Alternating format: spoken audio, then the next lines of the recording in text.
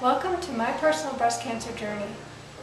We've talked a little bit about support, and I had a different perspective when I first started a little bit, and I wanted to help bring a different perspective here.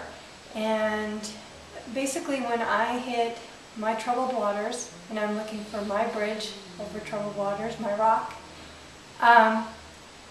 I am bringing in my dad. So this particular video is going to be a father's love. And I want to introduce my dad right here. And he came out from New York for 7 days to help me get through my mastectomy. And Dad, I want to talk a little bit about a father's love and a perspective. You were 2,000 miles away, and I called you and scared to death. And I let you know that those, infamous words, I've got cancer. Where were you, and what was the reaction? At the time I was driving along, I believe, going out to dinner with my wife, Sandy's mom, and we pulled over, and of course the first thing you get is shock. Second thing, because of my personality, I know Sandy likes to give me a call. Because of my personality, I kind of settled down, and the shock treatment is very minimal, and then my logic kicks in, and rather than panic, I like to say, okay, let's calm down. There isn't any panic yet. We've got things we can do. We have to look at all the different aspects, and let's make a logical decision. It's just like when you go to your doctor and you expect them to give you the best advice for your care and for your well-being. That's exactly my line of thinking. And Sandy, I believe, realizes that. She knows it deep down. I'm emotional, but I try not to let that overcrowd my logical thinking, and let's follow a path that we both know will lead to the right results. Yeah, and I remember that day, and I was hysterical for a few minutes. Then after I talked to my dad, we kind of calmed down, and we thought, okay, what's the next step? Of course, that was the first time I told him I had cancer, and then 2 days later I had to tell him it's a mastectomy, which again was another shock. But I think you were home at that time. Yes, I was. And at that time, again, most people, when they panic, and they get emotional, they think the worst. But you look at all of the people that's gone before Sandy, and all the research into the cancer treatments, etc. There's more than hope that you can have for a positive outcome. I mean, it's been predicted, and it's also been demonstrated that the results that you get in today's day and age, it's not like when her grandmother had breast cancer and things like that. The treatments they have today are a heck of a lot better. The success rate is phenomenally better, and it's not a death sentence. It is something to be concerned with, because your life does change, and anything that's emotional definitely is going to change your life. The next thing you have to do is say, okay, let's pick out a path to see that what's best for my daughter. And being her father, she trusts in me to make the right decision on her behalf. And between the two of us, we can come up and lay the right groundwork, if you will, to see which path we're going to take. Some people, they rely on people that are actually emotional, and yeah, there's a time for emotion, but I'm kind of like the guy that's reeling in that big shark. You've got to get him into the boat. You've got to calm him down. You've got to say, okay, emotionally, I know it's going to be deep inside, but as far as treatment, and let's go from here. This is where we're at. Emotion's not going to get us where we want to be. Let's think about where we want to be, and let's pursue that path. Yeah. And then the other aspect was, with me, we have all the statistics and data, and another video showed that but I kept hitting all that small percentage of whatever bad, I kept hitting in that part. So even though there's been studies and everything showing that there's been great strides and everything, emotionally, I was like, listen, that doesn't pertain to me. So how did you kind of approach that aspect? Because you're like me, I mean, you realize the facts are there. I kept hitting that low percentage. And well, I think when it comes to that, everybody is, you scratch off the lotto and you find out that you didn't hit the number, but there's always a chance. And I take a look at the chances and say, you know what we've got to work with, there are positive aspects to it. It's not like, okay, let's put you in a box and close the cover.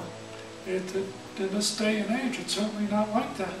Even though somebody came out, and of course we hope that Sandy's prognosis was, and diagnosis was, that there wasn't any cancer elsewhere other than in an isolated tumor. That wasn't the case. There was other tumors. Then we found out the next step, oh, well, I have it in my breast, I'm going to have a mastectomy. Again, that is a very emotional thing at the time. But once you can get through that emotion, and if you have a father, a brother, a cousin, a good friend, a husband, whoever you can count on to make decisions, the right decisions, that's usually the people you rely on. So Sandy feels that I can logically go through all the options and come out with a decent road to take that is beneficial and the best road to take it, in our opinion, for the outcome of what's ahead of us. And one thing I wanted to go ahead and touch on is, I know I come up with some crazy ideas in my life and everything. You're like, oh my gosh, here she comes again.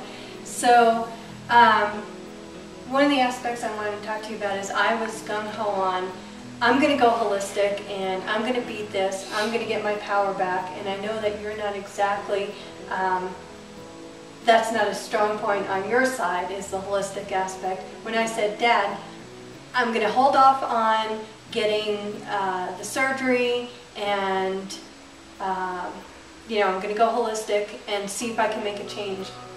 How did that feel with somebody who is not in the holistic world?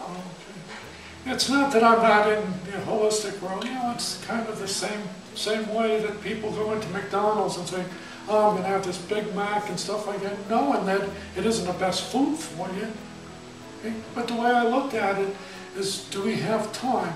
Because I know a lot of these things, time is of the essence. You have to be able to go out there and make the decision as soon as possible, or else your chances are getting less and less of a full recovery.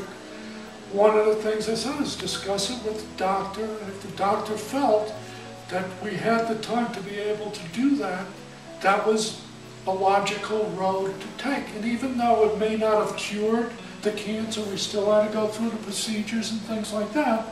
What it did do was give Sandy a much better feeling of herself. Plus, and I'm sure that if you did studies, which I doubt if they did, but if you did studies, I'm sure that you would have seen that the combination of both, okay, will result in a greater probability that Sandy will make a full recovery. It's not only the immediate action, which would be the surgery and the chemo now, I guess she'll explain that in an upcoming video, but it's also the future. If I clean out all the stuff in my system and I eat the right foods that don't promote the cancer from growing, okay, that's something else. We're laying the foundation for the future, and that's a big thing in this day and age. And the longer you can prolong that, the chances are, with the research and things like that, that hopefully, God help us, that we'll come up with a cure for this diabolical disease. Yeah, that has hit too many of our family members. Both of our My grandmothers on both sides have also died eventually of breast cancer, so I was the next one in the generations.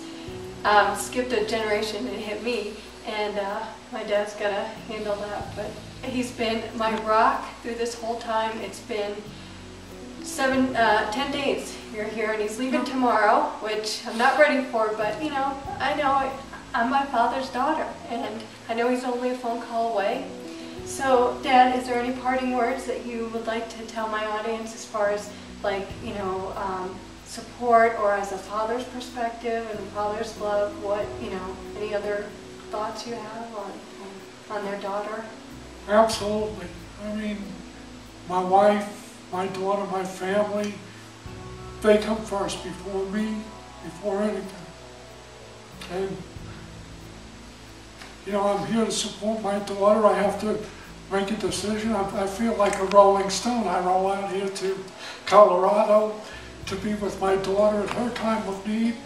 I roll back to my home in New York to be with Sandy's mother, my wife, and because she also has a little dependency on me. But I do have other children that they also have some dependency on me. But the most trying and the most pushing, and the one that's to the surface now, is obviously with Sandy. And I feel now that we went through everything, we got the doctor's results from the operation, and we know what to expect. And I don't believe that there's going to be any surprises between now and when she goes through and completes her chemo and the rest of her treatments. So with that, you know, all I can say is that I love my daughter, and I try to make the best decisions, not emotionally, even though emotions get me, but I try to do it logically also. May or may not be able, okay, to have the same or follow the same path that my daughter has as far as everything. Oh yeah, well, she went into the hospital and they did that. Things are going to be different, but you have to be able to take a look at the broad picture and see the road that Sandy had taken, okay, and adapt your situation to that particular type of logic, and hopefully the results will be the same. And always keep your hopes up, because there's always something that is coming, new stuff, new therapies, new chemicals, new medicines.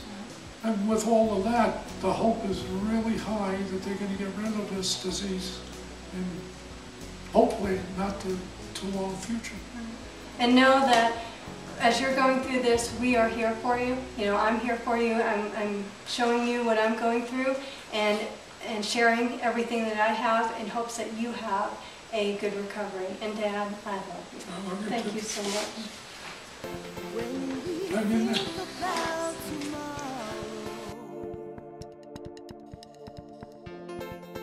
And not live just for today.